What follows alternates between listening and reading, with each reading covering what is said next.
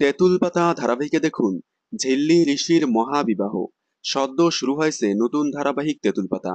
ধারাবাহিকটি শুরু হতে না হতেই দর্শকদের পছন্দের তালিকায় জায়গা করে নিয়েছে। ধারাবাহিকটি ফুল কমেডিতে ভরা। ধারাবাহিকে নেই কোনো কুটকাসালি, যার কারণেই মাত্র ২-৩ দিনের মধ্যেই অনেক দর্শকদের পছন্দের তালিকায় জায়গা করে নিয়েছে তেঁতুল পাতা। তবে এবার তেঁতুল পাতাতে আসছে ঋষি এবং ঝিল্লির বিয়ের পর্ব।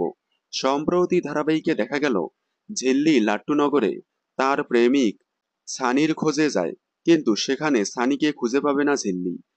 ঝিল্লি সানিকে খুঁজে না পেয়ে ঘটনাচক্রে পড়ে বিয়ে হবে ঋষি এবং ঝিল্লির।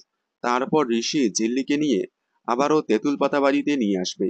তারপর তেঁতুল পাতাতে দুষ্টু মিষ্টি ঝগড়া এবং কমেডিতে এগিয়ে যাবে তেঁতুল পাতা ধারাবাহিকের গল্প।